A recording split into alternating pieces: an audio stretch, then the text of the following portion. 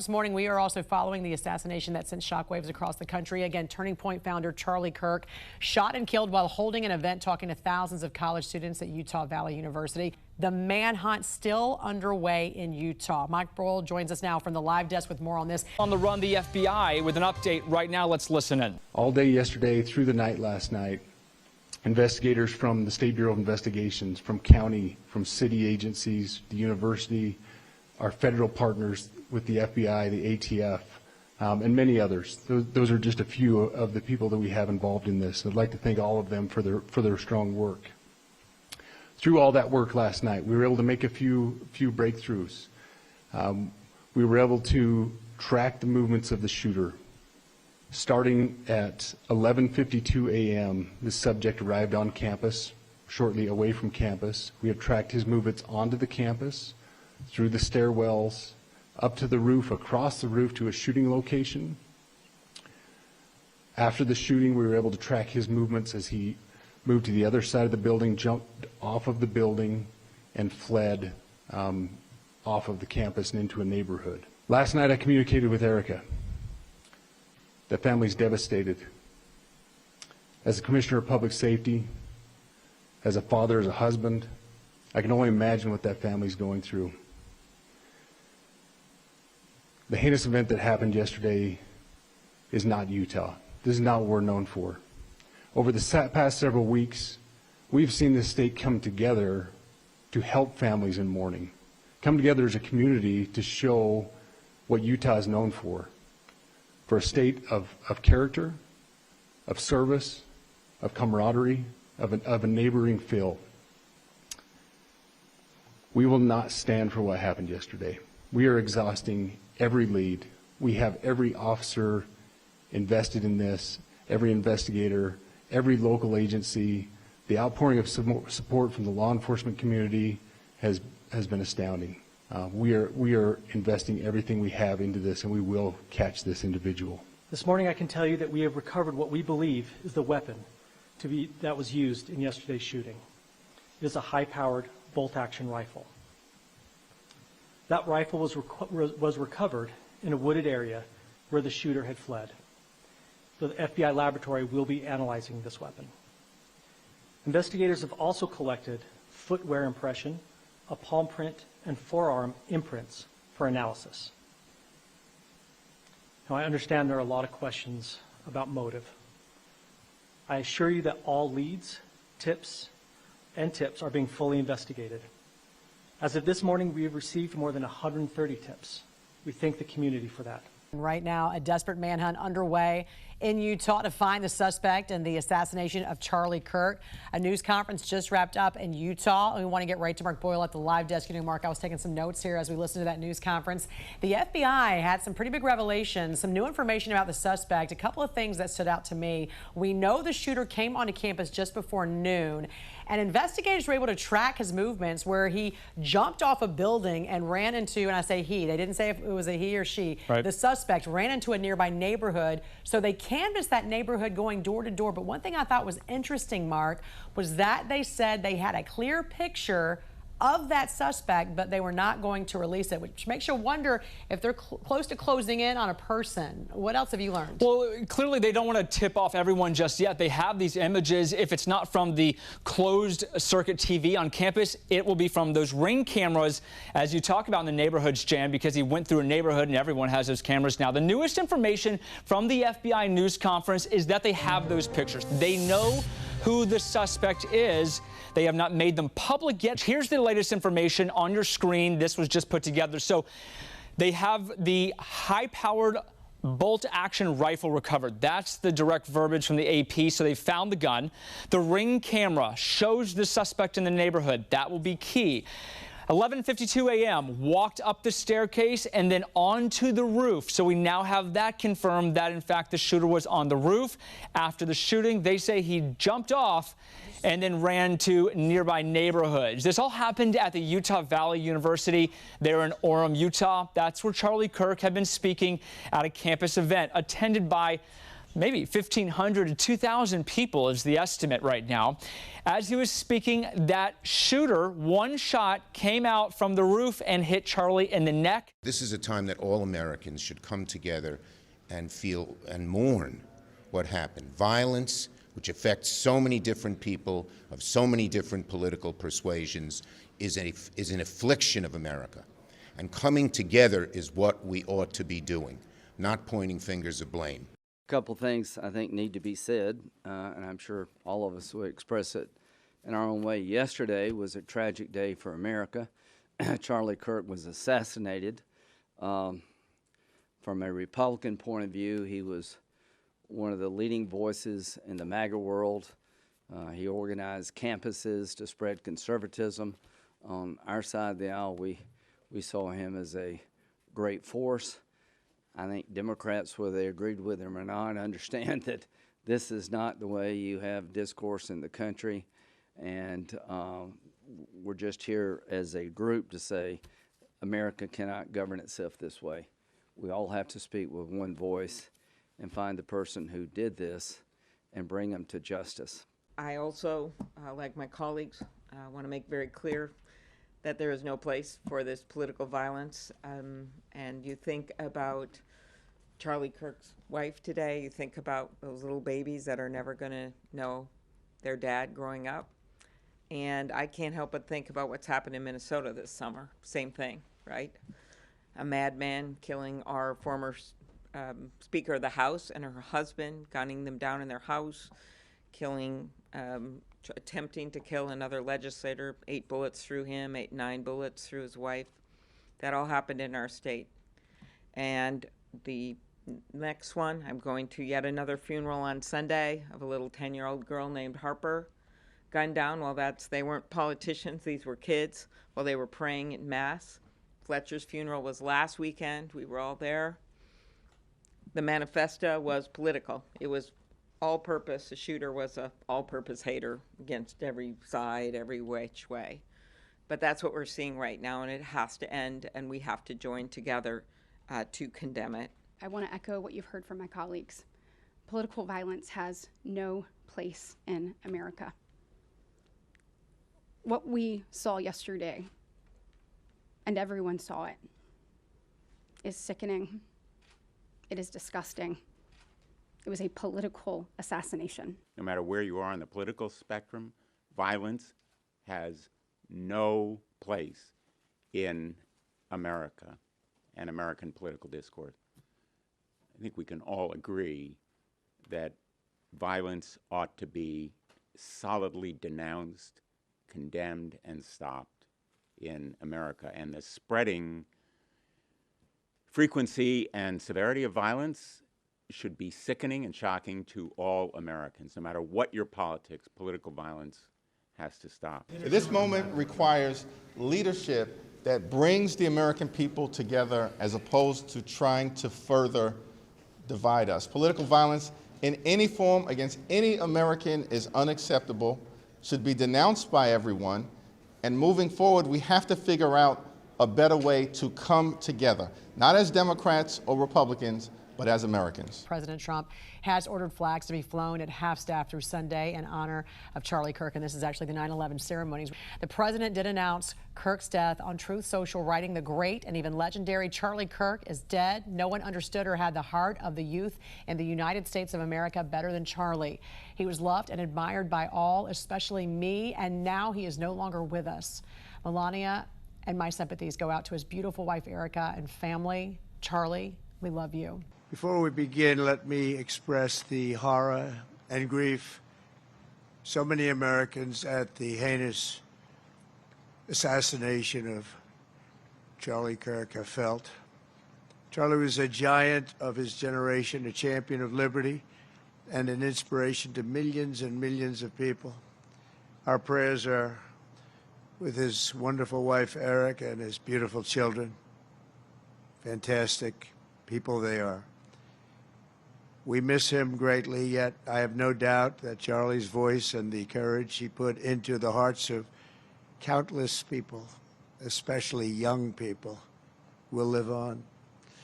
I'm pleased to announce that I will soon be awarding Charlie Kirk posthumously the Presidential Medal of Freedom.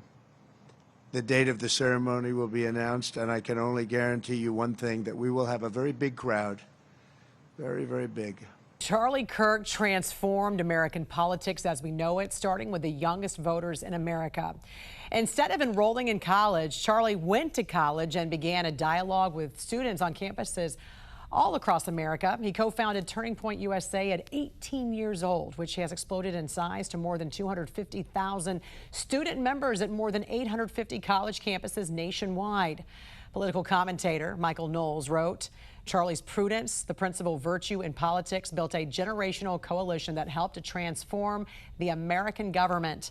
His temperance distinguished him as one of the few on the right to eschew whiskey, cigars, and every other delight that might have distracted him from his purpose for which he had so little time. Charlie Kirk would have been president. His friends knew it, his admirers knew it, and his enemies knew it. And then Beau Mason, B-E-A-U, Mason, M-A-S-O-N.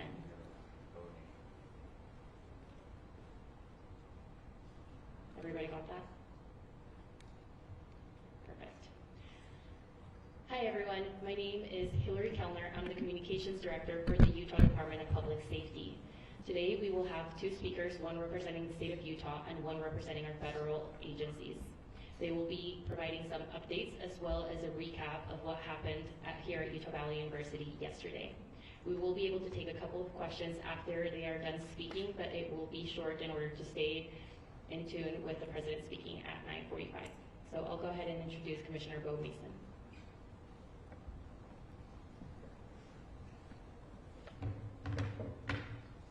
Good morning. I'm Beau Mason, Commissioner for the Utah Department of Public Safety. I'd be remiss if we didn't start off today and recognize the significance of the day. Historically on 9/11, law enforcement has come together as a group to recognize and honor those that sacrificed to preserve the ideals of this country, the freedoms of this country. And instead we find ourselves today hunting a murderer who chose to violate our rights, the rights of an individual within this country. Just to recap yesterday's events, at around 12:20 p.m., political influencer Charlie Kirk was at Utah Valley University participating in a student-sponsored event with Turning Point USA. Charlie was shot at that event. He was transported to a local hospital where he later passed. Last night, his body was moved to the state office of the medical examiner. We will continue to facilitate movements to get him home today and with his family. Yesterday, during the investigative process, we located a couple of persons of interest. We interviewed those individuals, and after releasing them and after clearing them of being suspects, they faced scrutiny, they faced threats. We asked the public to be patient with the investigative process. These individuals were not suspects, they were people of interest. We ask that you do not impose into those people and that investigative process. They don't deserve that harassment for being subject to that. I'd like to thank all the investigators that are involved in this. They have worked around the clock. All day yesterday, through the night last night, investigators from the State Bureau of Investigations, from county, from city agencies, the university, our federal partners with the FBI, the ATF, and many others. Those are just a few of the people that we have involved in this. I'd like to thank all of them for their strong work. Through all that work last night, we were able to make a few breakthroughs. We were able to track the movements of the shooter. Starting at 11:52 a.m., the subject arrived on campus, shortly away from campus. We have tracked his movements onto the campus, through the stairwells, up to the roof, across the roof to a shooting location. After the shooting, we were able to track his movements as he moved to the other side of the building, jumped off of the building, and fled off of the campus and into a neighborhood. Our investigators have worked through those neighborhoods, contacting anybody they can with doorbell cameras, witnesses, and have thoroughly worked through those communities, trying to identify any leads. We do have good video footage of this individual. We are not going to release that at this time. We are working through some technologies and some ways to identify this individual. If we are unsuccessful, we will reach out to you as the media and we will push that publicly to help us identify them. But we're confident in our abilities right now, and we would like to move forward in a manner that keeps everyone safe and moves this process appropriately. Last night I communicated with Erica. The family's devastated. As a commissioner of public safety, as a father, as a husband, I can only imagine what that family's going through. The heinous event that happened yesterday is not Utah. This is not what we're known for. Over the past several weeks, we've seen this state come together to help families in mourning, come together as a community to show what Utah is known for a state of character, of service, of camaraderie, of a neighboring feel. We will not stand for what happened yesterday. We are exhausting every lead. We have every officer invested in this, every investigator, every local agency. The outpouring of support from the law enforcement community has been astounding. We are investing everything we have into this, and we will catch this individual. Having walked through the crime scene, through the hallways of this school, through the classrooms, I can't imagine what the people on scene felt as well. A horrific event where some of them barricaded in classrooms, some of them ran in fear. Can't overstate the tragedy and the horrific event that yesterday was, and how we will work to bring to justice the actions of one individual or any other individuals that assisted in that. Our state has gone through a lot, and we will come out successful. With that, I'll turn the time over to Special Agent Rose. Good morning. My name is Robert Bowles, and I am the Special Agent in charge of the Salt Lake Field Office. Following yesterday's tragic shooting of Charlie Kirk, FBI agents have been working around the clock in coordination with our law enforcement partners. We are and will continue to work nonstop until we find the person that has committed this heinous crime and find out why they did it. This morning I can tell you that we have recovered what we believe is the weapon that was used in yesterday's shooting. It is a high-powered bolt-action rifle. That rifle was recovered in a wooded area where the shooter had fled. The FBI laboratory will be analyzing this weapon. Investigators have also collected footwear impression, a palm print, and forearm imprints for analysis. Now, I understand there are a lot of questions about motive. I assure you that all leads, tips are being fully investigated.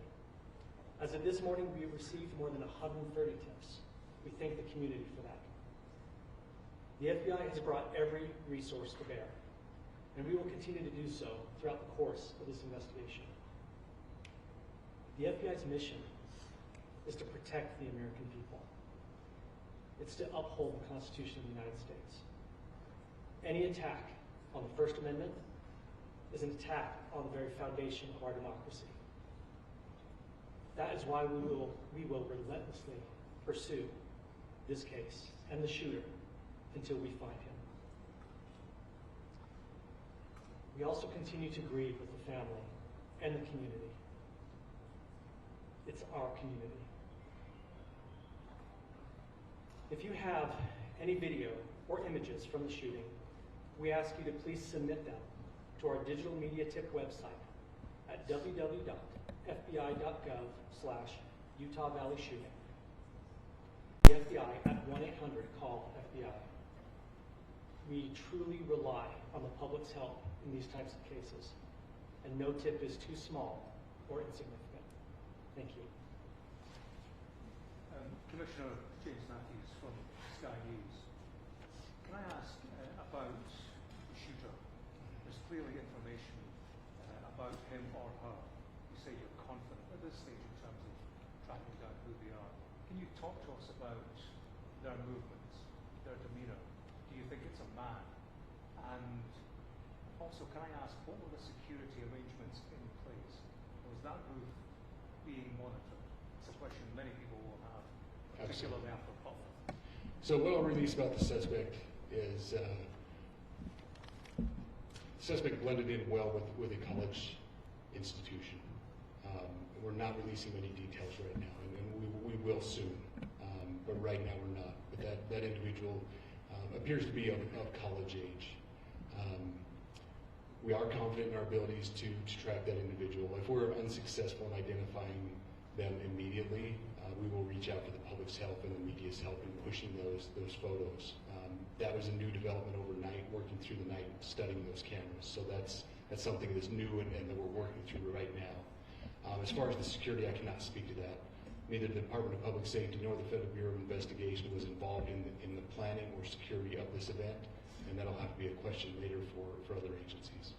Especially in this charge, I wanted to ask you, you mentioned that you found the gun in a wooded area.